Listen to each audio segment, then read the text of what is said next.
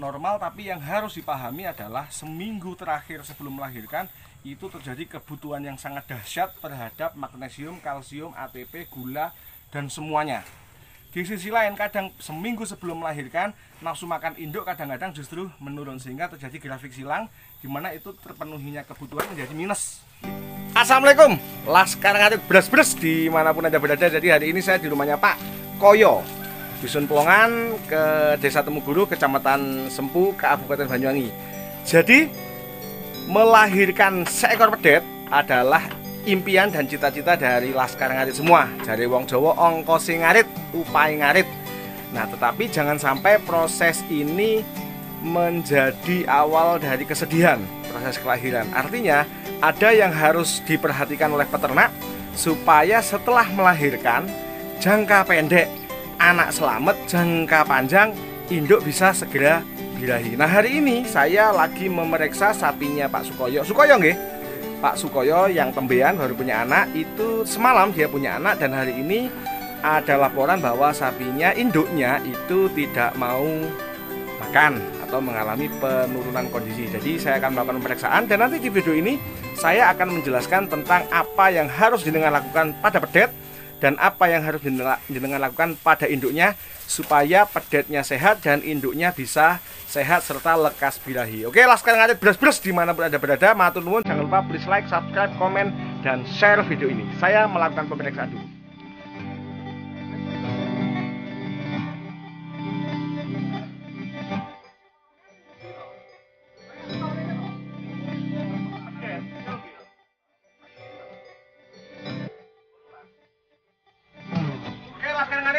Beras-beras dimanapun Anda berada, nanti tak lihatin kayak apa anaknya. Memang kecil tapi dia tembus di musim ya.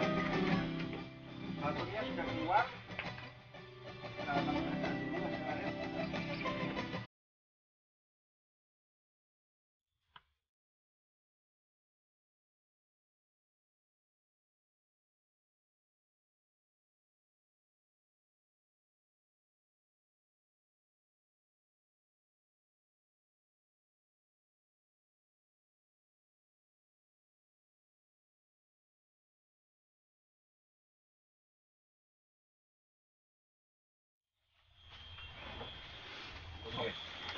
Siap, itu aja.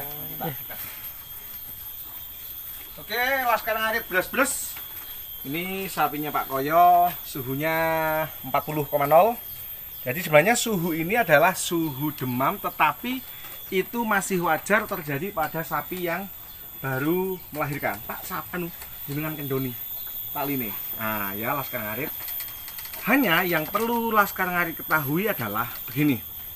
Yang pertama, proses 1 minggu menjelang melahirkan ini kebutuhan kalsium, magnesium, gula, ATP, dan lain-lain itu tinggi-tingginya pada sapi 7 hari menjelang melahirkan. Oke, jadi dibuat menahan beban si anak, dibuat produksi susu, buat pertumbuhan si anak, dan dibuat persiapan mengejan ketika nanti proses melahirkan. Kalsium, magnesium, mineral, gula, ATP, dan lain-lain. Puncaknya di 1 minggu menjelang melahirkan. Kebutuhan meningkat. Di sisi lain biasanya kebutuhan kemampuan dia atau nafsu makannya dia menurun. Akhirnya terjadi kondisi yang negatif. Di saat dia butuh kondisi, ya butuh suplai yang tinggi, dia nafsu makannya turun. Di sini ada persimpangan dan akhirnya negatif atau minus, sehingga tidak menutup kemungkinan pasca melahirkan seekor sapi mengalami drop dan demam. Yang pertama. Yang kedua, yang dilakukan Pak Koyo itu sudah tepat. Begitu melahirkan, dipantau masih mau makan pagi, siang tidak mau makan, langsung lapor. Kenapa? Karena jika ini terbiarkan Laskar Ngarit, di saat dia habis ATP, gula, kalsium, magnesium, dan nutrisi lainnya untuk mengeluarkan seekor anak, habis. Kok ketika tidak mau makan dibiarkan, yang terjadi apa? Semakin minus grafiknya, semakin kehilangan gula, ATP, energi, dan lain-lain. Yang terjadi adalah membongkar ketersediaan lemak dan protein. Dampaknya yang terjadi adalah ketosis atau sindrom sapi ambruk, milk fever karena kekurangan glukosa, kekurangan karbohidrat, kekurangan gula. Itu yang kedua. Jadi yang dilakukan Pak Koyo sudah benar dengan langsung menelpon dokter. Dokter langsung datang dan dilakukan pemeriksaan.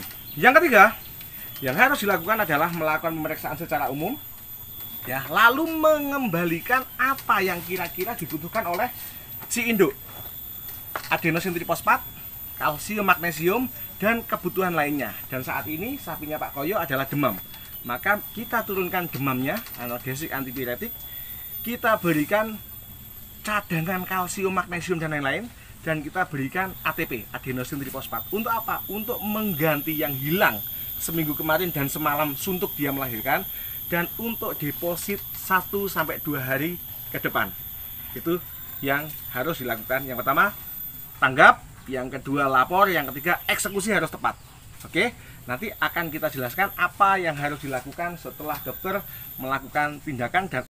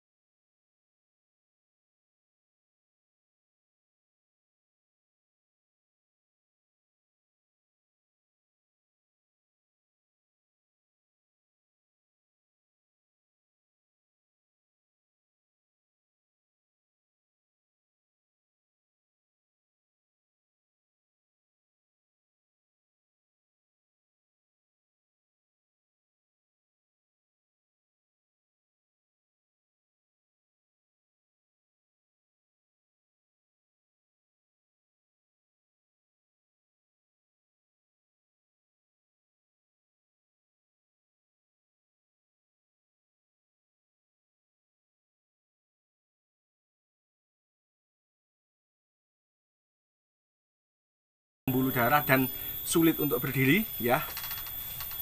Nafsu makan semakin turun, yang terjadi adalah ketosis atau sindrom sapi ambruk yang dikarenakan dia kekurangan glukosa sehingga membongkar karbohidrat dan lemak.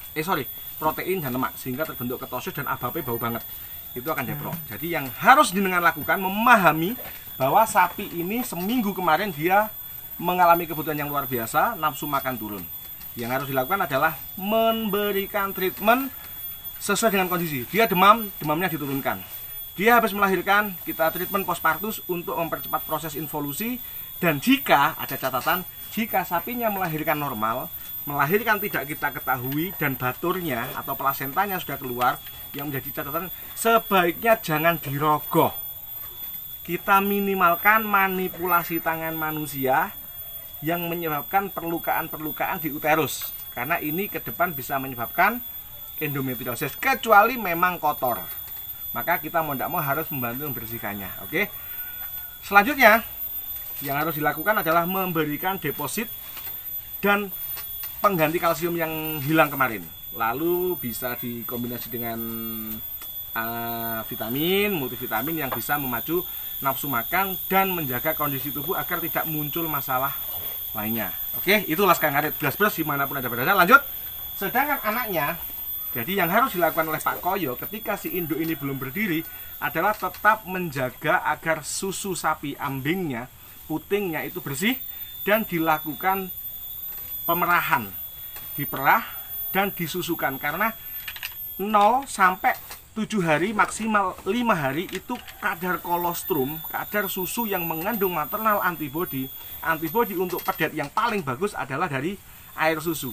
Jadi Pak Koyo jangan diberikan atau sebaiknya jangan diberikan susu lain selain susunya si induk. Jadi ketika sambil nunggu induk ini istirahat, yang harus dilakukan oleh pemilik adalah tetap memerah susu dan memberikan volume susu kepada anak seperti biasanya. Bahkan kalau bisa perah sampai habis supaya segera diproduksi.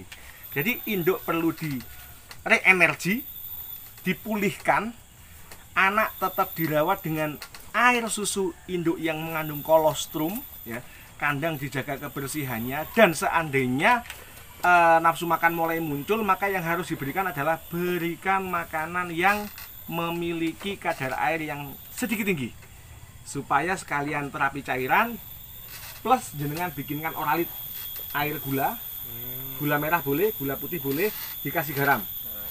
Ya, diminum supaya dia tidak dehidrasi. Jadi yang harus dilakukan pada induk adalah memahami bahwa induk itu kelelahan, mensegerakan panggil dokter dan kontrol. Tapi udah rekam tuh ini? Sudah. Mengganti, mempersiapkan, mengantisipasi apa yang dibutuhkan oleh induk untuk pulih, ya. Lalu mempersiapkan pedet, jangan sampai telat susu. Dan susu yang terbaik adalah susu dari induknya dalam waktu seminggu awal. Air susu induk harus diperah habis supaya tidak mastitis, infeksi, dan harus diberikan kepada si anak. Yang terakhir jangan lupa memantau perkembangan dari tali pusar. Tali pusar jangan sampai dilalati, dijilat, pedot, infeksi, busuk, dan akhirnya mengundang belatung. Solusinya untuk merawat tali pusar adalah bisa rutin ditetesi dengan betadine. Karena betadine kalau terjilat induk dia aman, tidak apa-apa. Kadang-kadang kita sarankan alkohol dicampur betadine setiap hari pagi sore direndam pakai gelas aqua gitu ya. Direndam pagi sore supaya lekas kering. Jadi itu Laskar Ngarit beras-beras dimanapun Anda berada ya. Treatment sudah kita lakukan kepada sapinya Pak Koyo. Nanti sambil mungkin minum sekedik ya. Minum kangge kita berdua. Oke. Ya, terus sambil kita minum, kita tunggu kira-kira 10-15 menit. Kita cek kalau dia suhunya sudah di bawah 40,0 berarti obat yang kita berikan sudah bekerja, tinggal nunggu pemulihan si induk. Please like, subscribe, komen, dan dibantu share supaya informasi ini bisa menyebar ke seluruh peternak di Indonesia dan menjadi amal baik kita semua. Oke, Laskar Ngarit, permisi Mas kameramen. Ya, siap. Nah, ini sapinya Pak Koyo. Tadi sudah kita jelaskan. Tadi sudah kita beri deposit kalsium, magnesium, dan lain-lain. Sudah kita beri antibiotik. Sudah kita kasih analgesik, antipiretik, dan lain-lain. Ya, ini posisi induknya.